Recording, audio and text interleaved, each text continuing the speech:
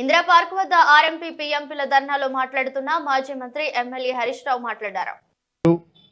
ముఠా గోపాల్ గారికి, గౌరవనీయులు తమ్ముడు ఎర్రొల్ల శ్రీనివాస్ గారికి, గౌరవనీయులు సీనియర్ నాయకులు నగేష్ ముదిరాజ్ గారికి, మరి కార్యక్రమంలో పాల్గొంటున్న ఆర్ఎంపీ పీఎంపీ ప్రతినిధులు పంగ మల్లేశం గారు, హుస్సేన్ గారు, హరిబాబు గారు, రాజమౌళి గారు, కొండలరావు గారు, విష్ణు గారు, అశోక్ గారు, రాజమల్లు గారు, రమేష్ గారు, శ్రీనివాస్ గారు, కాజాబాయ్, అదేవిధంగా వివిధ జిల్లాల నుంచి వచ్చినటువంటి మా ఆర్ఎంపీ పీఎంపీ తమ్ముళ్లకు, మీడియా మిత్రులకు అందరికీ పేరు పేరున నమస్కారం. ఈరోజు రాష్ట్రంలో ఏ వర్గాన్ని కదిలించినా కళ్ళల్లో కన్నీళ్లే కనబడతా ఉన్నాయి. ఆనాడు కాంగ్రెస్ పార్టీ ఎన్నికల ముందు అనేకమైన హామీలు ఇచ్చింది. ప్రజలు హామీలు నమ్మడం లేదని బాండ్ పేపర్ల మీద రాసిచ్చి కాళ్ళల్లో చేతులల్లో పట్టుకున్నారు. అట్లా కూడా నమ్మటట్లేరని రాహుల్ గాంధీని హైదరాబాద్ తీసుకొచ్చి ఈ గ్యారంటీలు అమలు చేసే బాధ్యత నాదే అని చెప్పి మాటిప్పించిండ్రు. రాహుల్ గాంధీని కూడా నమ్ముతారో నమ్మరో అని సోనియా గాంధీతో ఉత్తరం రాపించిండ్రు.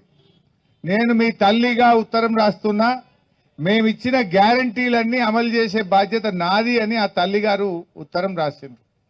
ఇప్పుడు ఆ తల్లిగారు మాట్లాడతలేరు.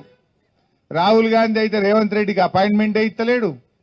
11 సార్లు పోయి ఢిల్లీకిన అక్టోబర్కి వెళ్ళి ఇప్పటిదాకా 11 సార్లు ఢిల్లీకి పోతే రేవంత్ రెడ్డికి అపాయింట్మెంట్ దొరకలేదు. దర్వాజా బంద్ అయిపోయిందాడ. ఈయన సంగతులన్నీ అర్థమైనాయి ఢిల్లీలో. ఈయన అపాయింట్మెంట్ దొరకక పోతుండు వస్తుండు. అంతకు మించి ఢిల్లీలో మాత్రం రాహుల్ గాంధీ అపాయింట్మెంట్ దొరకలేదు. విలేకరులు అడిగినట, అరే ఏమైందా అని అపాయింట్మెంట్ దొరకలేదు, నీ పచారా కమ్మైంది అని అడిగినట ఢిల్లీలో. అడిగితే ముఖ్యమంత్రి ఆయన ఫోన్ తీసి చూపిస్తున్నట్టే, చూడు బైగో నాతో మాట్లాడి అంటున్నట. అంటే నువ్వు ఫోన్ తీసి చూయించుకున్నావంటేనే నీ ఇజ్జత్ పోయినట్టే లెక్క, నీ పచారా లేనట్టే లెక్క. ఇప్పటికైనా నేను కోరుతా ఉన్నా, రాహుల్ గాంధీ గారు, సోనియా గాంధీ గారు స్పందించి మా ఆర్ఎంపీ పీఎంపీలకైనా ఈ రాష్ట్ర ప్రజలకు ఇచ్చిన అన్ని హామీలు అమలు చేయించాలని చెప్పి నేను ఈరోజు డిమాండ్ చేస్తా ఉన్నా.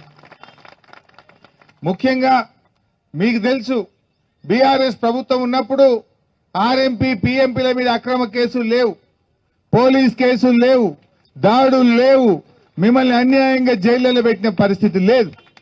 కానీ కాంగ్రెస్ వచ్చినాక నిద్ర పట్టలేదు. ఏ రాత్రి ఎవడొస్తాడో, ఏం కేసు పెట్టాడో, జైల్లో నూకుతాడో, పోలీస్ కేసులు పెట్టారో వాళ్ళని జీబులలో లేచి ఊరంతా తిప్పుతున్నారు. మీ ఆర్ఎంపీలను జీబులలో లేచి జిల్లా అంతా తిప్పుతున్నారు, భయభ్రాంతులకు గురి చేస్తున్నారు, అక్రమ కేసులు పెట్టి రోజుల తరబడి జైళ్లలో పెట్టి ఇవాళ వేధిస్తున్నటువంటి పరిస్థితి ఉన్నది. నేను అడుగుతా ఉన్నా,